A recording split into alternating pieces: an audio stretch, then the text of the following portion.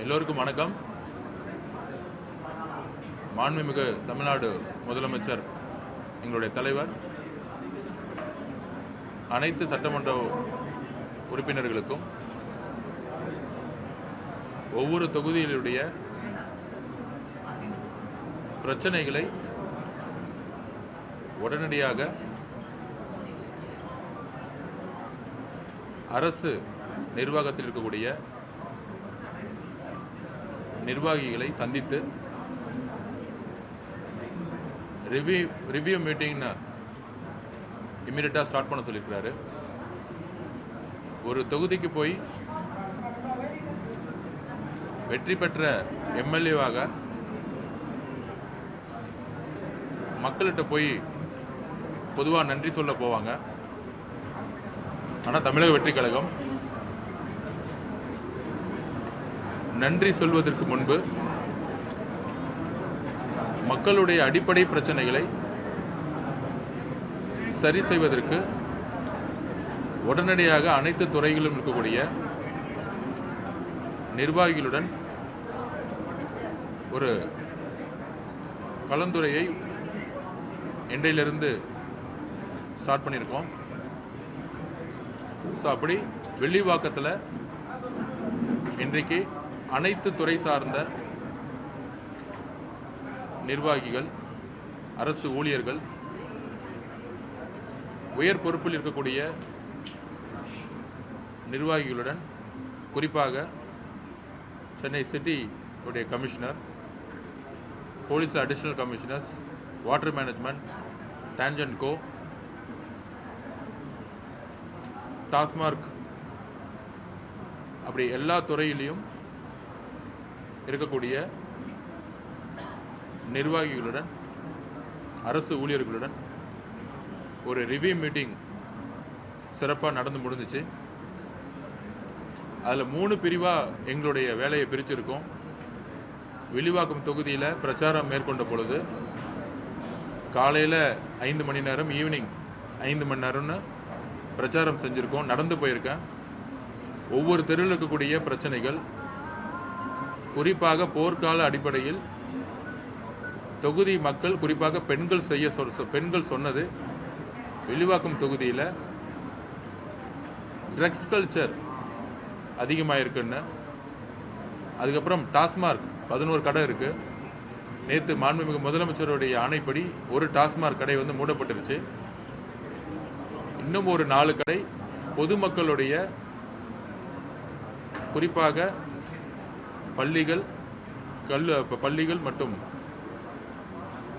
கோயில் பக்கத்தில், விடுதிகள் பக்கத்தில் இருக்கு. இன்னும் அதை ரிவ்யூ மீட்டிங்கில் பதிவு பண்ணோம். பெரும்பாலும் 11 கடையில் ஒரு 6 கடையை போர்க்கால அடிப்படையில் மூட வேண்டும்னு ரிக்வஸ்ட் கொடுத்துருக்கோம். ஏன்னா பெண்கள் எந்த தெருவிலையும் நடமாட முடியல.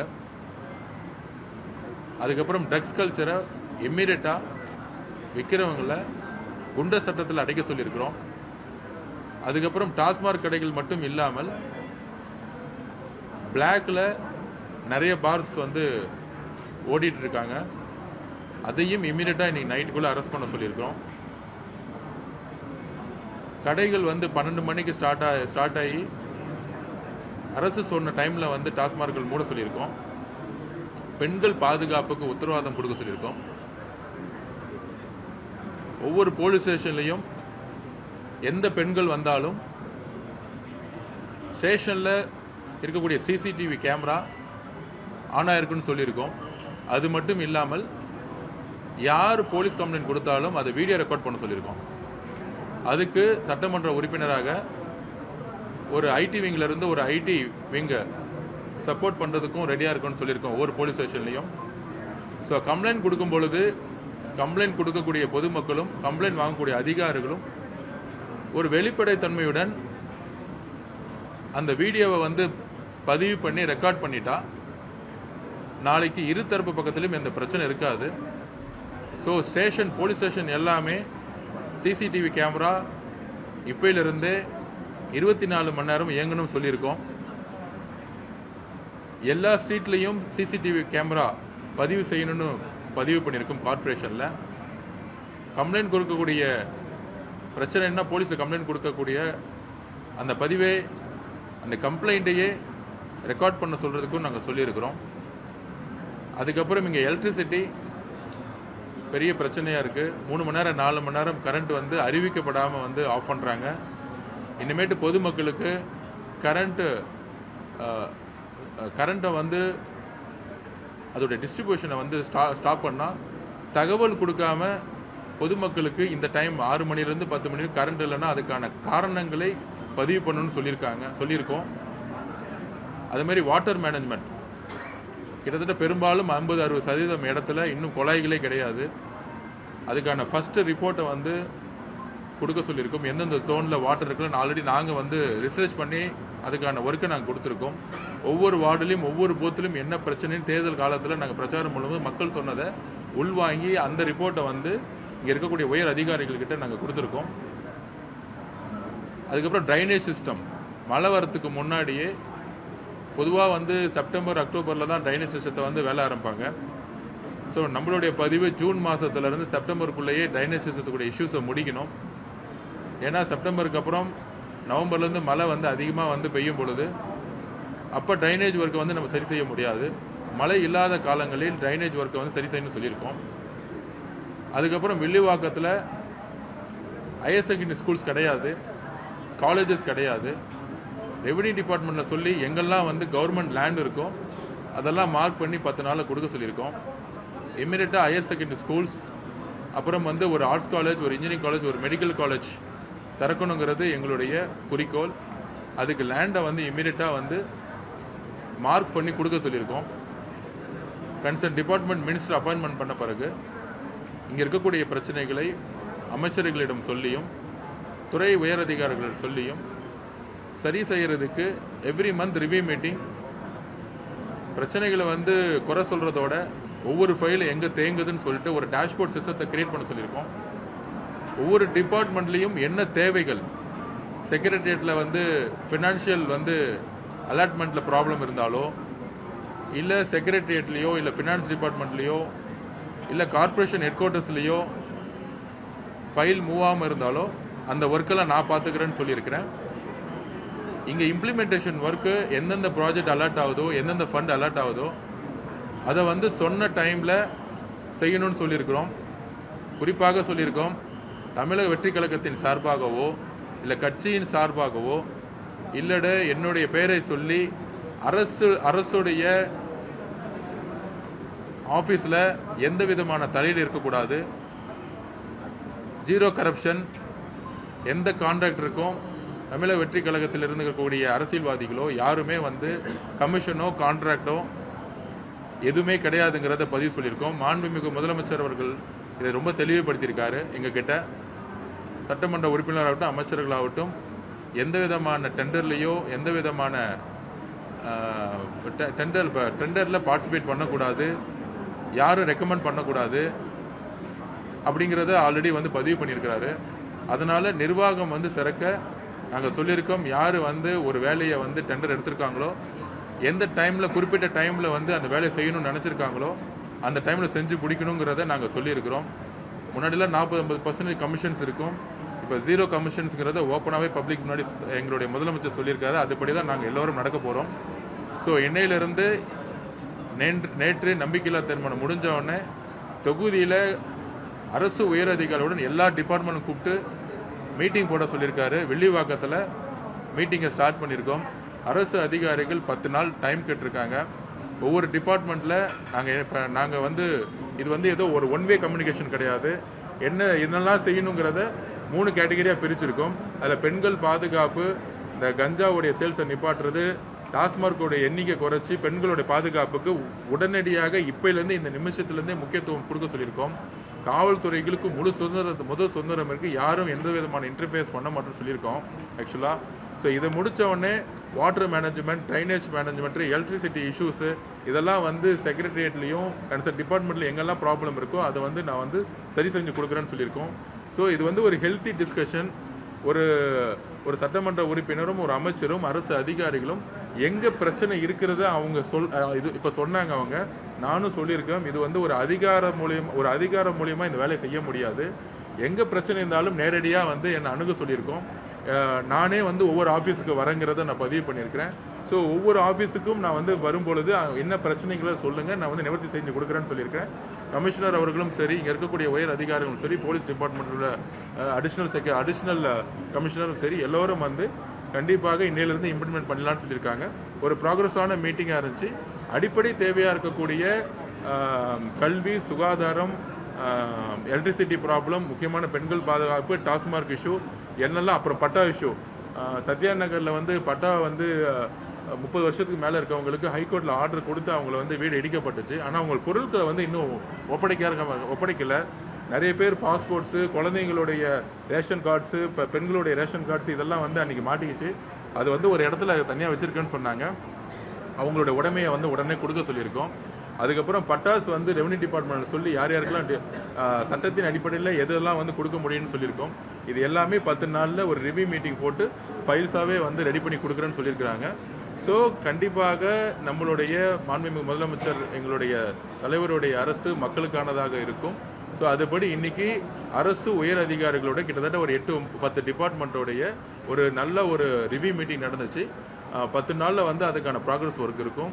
இந்த ரிவ்யூ மீட்டிங் முடிச்சு தான் வந்து தொகுதி மக்களை பார்க்கணும்னு நினச்சோம். ஏன்னா வந்து ஒரு தொகுதிக்கு நன்றி சொல்வதோட மாண்புமிகு எதிர்கட்சி தலைவர் சட்டமன்றம் சொன்னார், தொகுதிக்கு வந்து நன்றி கூட சொல்ல போலன்னு. எங்கள் தலைவரை பார்த்து இத்தனை காலம் நன்றி சொல்லி மட்டுமே இருந்த அரசியலை மாற்றி அரசு ஊழியர்களுடன் ரிவ்யூ மீட்டிங்கை நடத்தி மக்களுடைய தேவைகளை ஆல்ரெடி நாங்கள் வந்து பிரச்சாரம் மூலியமா வந்து மைக்ரோ லெவலில், வார்டு வைஸ், பூத் லெவல்ஸ் எடுத்துட்டு அவங்ககிட்ட ஹேண்ட் ஓவர் பண்ணோம். இன்னைக்கு கமிஷனர்கிட்டையும் ஹேண்ட் ஓவர் பண்ணோம், போலீஸ்கிட்டையும் ஹேண்ட் ஓவர் பண்ணிருக்கோம் என்ன பிரச்சனைன்னு. அந்த ஹேண்ட் ஓவர் பண்ணிட்டு இப்போ போய் தொகுதி மக்கள்கிட்ட எந்த அளவுக்கு வேலையை நம்ம வந்து ஆரம்பிச்சிட்டோம், உங்களுடைய பிரச்சனைகள் எப்போ சரி செய்யப்படும் சொல்றது தான் நன்றி செலுத்தக்கூடிய ஒரு நேரமாக நாங்கள் பார்க்குறோம். இந்த திராவிட திமுகவும் அதிமுகவும் செய்த அந்த நன்றி வரிப்புங்கிறது ஒரு பேரளவுக்கு இருந்துச்சு. எங்களுடைய விஷயம் வந்து மக்களுக்கு தேவையானதை நாங்கள் முதல் நாளே அரசு ஊழியர்களுடன் ஒரு ரிவ்யூ மீட்டிங் போட்டுட்டு இங்கிருந்து எந்த மெசேஜ் அவங்க கொடுத்தாங்கன்னு சொல்லிட்டு இப்போ இதுக்கப்புறம் மக்களை சந்திச்சு எந்தெந்த தொகுதியில் பிரச்சனை இருக்கிறதோ அதை வந்து இப்போ ஒரு பொதுக்கூட்டத்தில் நாங்கள் சொல்ல போகிறோம். ஸோ இதுதான் இந்த ரிவ்யூ மீட்டிங் நடந்துச்சு. உண்மையாலே வந்து ஒரு எல்லா அரசு ஊழியர்களும் 10 நாளில் அதை வந்து ஒரு ப்ராக்ரஸான ஒரு அப்டேட் கொடுக்குறேன்னு சொல்லியிருக்காங்க.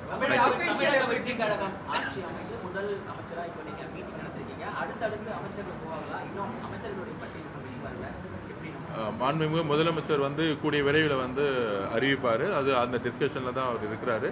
ஸோ இன்னைக்கு ஒரு சட்டமன்ற உறுப்பினராகவும் சரி, அந்தந்த தொகுதியில் ரிவ்யூ மீட்டிங்ஸ் வந்து தலைவர் அவர்கள் வந்து உத்தரவிட்டிருக்காரு. எல்லாருமே நேற்று நம்பிக்கையில்லா தீர்மானம் வரைக்கும் அந்த ஒர்க்கில் எல்லாரும் இருந்தோம். ஸோ இன்றையிலிருந்து அவங்கவுங்க ரிவ்யூ மீட்டிங் போட்டுட்டு தொகுதிக்கு தேவையான பிரச்சனைகளை வந்து அரசு ஊழியர்களுடன் கலந்து ஆலோசித்துட்டு அந்த ஃபைலை எடுத்துட்டு வந்து மினிஸ்டர் அப்பாயின்மெண்ட் பண்ணோன்னே அந்தந்த தொகுதிக்கான ப்ராக்ரஸ் ஒர்க்கு அந்தந்த மினிஸ்டருக்கு வந்து கண்டிப்பாக முதலமைச்சர் அவர்கள் உத்தரவு கொடுப்பாரு. ஒவ்வொரு தொகுதியும் அது வெற்றி பெற்ற தொகுதியாகவும், தமிழக வெற்றி கழகம் வெற்றி பெற்ற தொகுதியாகவும் சரி, இல்லை எதிர்கட்சிகள் இருந்த தொகுதியாகவும் சரி, தமிழக வெற்றி கழகத்தை பற்றும் 234 தொகுதியும் ஒரே பார்வையுடன் தமிழக முதலமைச்சர் அணுக சொல்லியிருக்காரு. அதே மாதிரி ஒரு மக்களுடைய நம்பிக்கையான நிர்வாகம் நடக்கிறத உறுதி கொடுக்கிறோம்.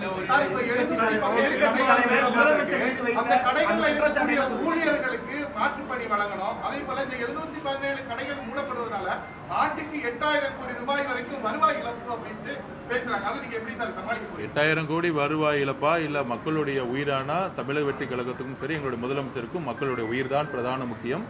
அதை நாங்கள் உறுதிப்பட சொல்றோம்.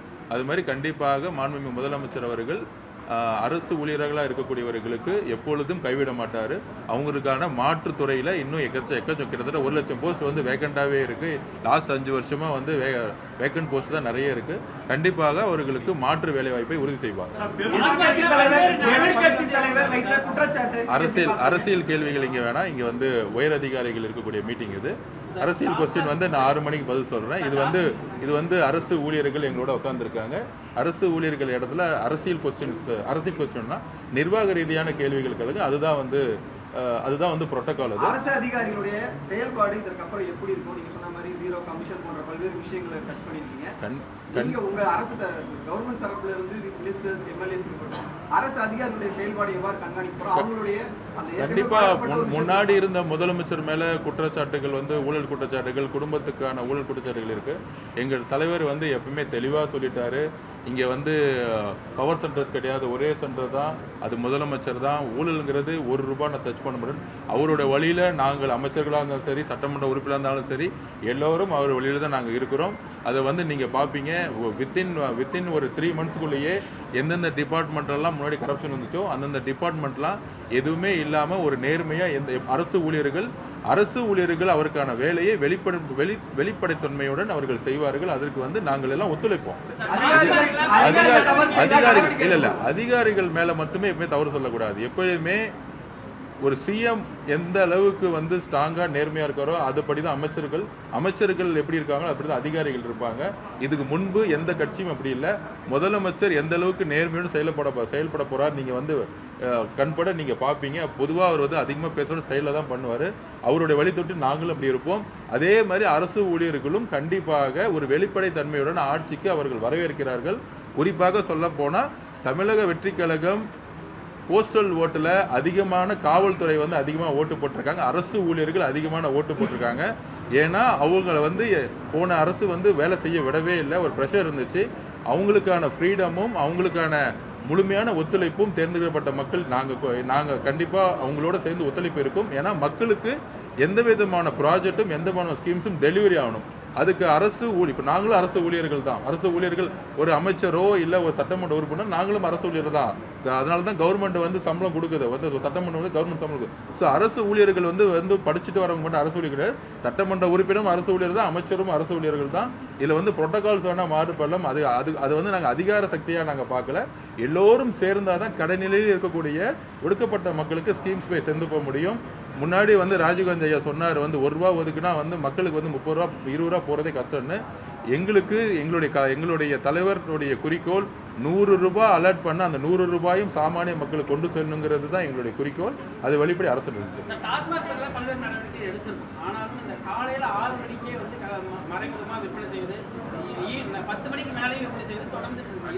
இல்ல. அது இப்பதான் ரிவ்யூ மீட்டிங்ல சொன்னேன் நானு. எந்த டைம் ஸ்டார்ட் பண்ணாங்களோ அந்த டைம் வந்து ஸ்டார்ட் 12 மணினா 12 மணிக்கு பண்ணணும், நைட் 10 மணினா க்ளோஸ் பண்ணணும். அது மாதிரி மது கடைக்கு பக்கத்திலே வந்து நிறைய மளிகை கடைகள்ல வந்து இல்லீகல் சேல்ஸ் வந்து நடந்துட்டு இருக்கு. நிறைய பார்ஸ் வந்து இல்லீகல் பார்ஸ் ஓபன் ஆயிருக்கு. அதையெல்லாம் இன்றைக்கு நைட்டு 12 மணிக்குள்ளேயே வந்து வெள்ளிவாக்கத்தில் க்ளோஸ் பண்ணியிருக்கோம். காவல்துறை இமிடியட்டா வந்து போனவனே ரிவ்யூ மீட்டிங் வந்து அடிஷனல் கமிஷன் போறேன்னு சொல்லியிருக்காரு. இன்னைக்கே ஐநா வர மாதிரி இருக்கக்கூடிய ஏரியால அதை நாங்க மார்க் பண்ணி ஆல்ரெடி கொடுத்துட்டோம் எந்தெந்த கடை இருக்குன்னு. இமிடியட்டா இன்னைக்கு நைட்டே கிளீன் அப் பண்ணிடுவோம்.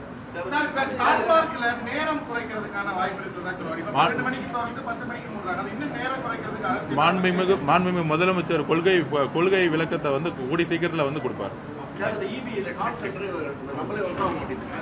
இல்ல அந்த கால் சென்டர் நம்பர் சொன்னாங்களே சார், அந்த கால் சென்டர் நம்பர் சொன்னீங்க, நோட்ஸ் கொடுப்பா, நோட்ஸ் கொடு.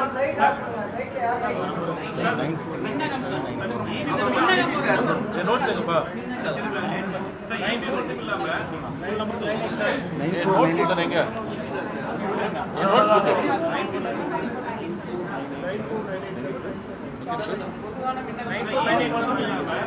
இல்ல அப்படி ஒரு ரிவ்யூ மீட்டிங் வைக்கும் போது என்ன சொன்னாங்கன்னா, நிறைய பொதுமக்களுக்கு வந்து அந்தந்த டிவிஷன்ல இருக்கக்கூடிய இபி டிபார்ட்மெண்ட்டுக்கு போன் பண்றாங்க. இப்ப நாங்க வந்து ஒரு அணுகுமுறையை மாத்திருக்கோம், இதை நீங்க மக்கள்கிட்ட கொண்டு போங்கன்னு சொன்னாங்க. அதுக்கான விளம்பரத்தையும் கொடுப்போம். இப்ப என்ன பண்ணிருக்காங்கன்னா, டோல் ஃப்ரீ நம்பர்னு ஒரு 100 பேரை போட்டு ஒரு இடத்துல வந்து இபி டிபார்ட்மெண்ட் ஃபங்க்ஷன் பண்ணி வச்சிருக்காங்க. ஸோ அங்க இருந்தா வந்து ஒவ்வொரு தொகுதிக்கும் நாங்க வந்து எப்படி போலீஸ் வந்து 100 கால் பண்ணா வந்து அந்தந்த ஸ்டேஷனுக்கு வந்து டைரக்டா கால் பண்றாங்களோ அது மாதிரி இபி டிபார்ட்மெண்ட் பண்ணிருக்காங்க. ஆனா இன்னும் வந்து பொதுமக்களுக்கு வந்து விழிப்புணர்ச்சி இல்லைன்னு சொல்லிட்டு அந்த நம்பர் இப்பதான் கொடுத்தாங்க. 94987. அதாவது திருப்பி பதிவு பண்றேன், 94987. ஸோ இதுதான் வந்து டோல் ஃப்ரீ நம்பர் சொல்லியிருக்காங்க. கண்டிப்பாக இது வந்து இப்போதான் இபி டிபார்ட்மெண்ட் கொடுத்தாங்க. நாங்கள் இப்போ உடனே செக் பண்ணுவோம். அதை 100 பேர் போட்டு எப்போ கால் பண்ணாலும் ஃபங்க்ஷன் ஆகும். நிறைய பேர் வந்து டிபார்ட்மெண்ட்டோடைய ஆஃபீஸ்க்கு அடிச்சிடுறாங்க, அதனால தான் எங்களுக்கு எடுக்க முடியலன்னு சொல்லியிருக்காங்க. கண்டிப்பாக தொகுதியில் இருக்கக்கூடிய எல்லா மக்களுக்கும் இந்த நம்பரை வந்து நாங்கள் பதிவு பண்ணுவோம். இல்ல கூடிய விரைவில் தமிழக முதலமைச்சர் எல்லா துறைக்கும் அமைச்சர்கள் அப்பாயின்மெண்ட் பண்ண பிறகு அந்த டோல் ஃப்ரீ நம்பரை வந்து பொது தளத்தில் எல்லாருக்கும் தெரியுற மாதிரி எப்படி இன்னைக்கு போலீஸ்க்கு வந்து 100 சொன்னா உங்களுக்கு புரியுதோ அந்த மாதிரி இந்த சாதாரண பிரச்சனை கூடிய கல்வி பிரச்சனையா இருக்கட்டும், குடிதண்ணீர் பிரச்சனையா இருக்கட்டும், ட்ரைனேஜ் இஷ்யூஸா இருக்கட்டும், இபி பிரச்சனையா இருக்கட்டும், இந்த நம்பர் அடிச்சா உடனே வந்து அவங்க எடுப்பாங்கிறத வந்து கண்டிப்பா மாண்புமிகு முதலமைச்சர் அதுக்கான செயல் திட்டத்தை உருவாக்குவார். Thank you sir.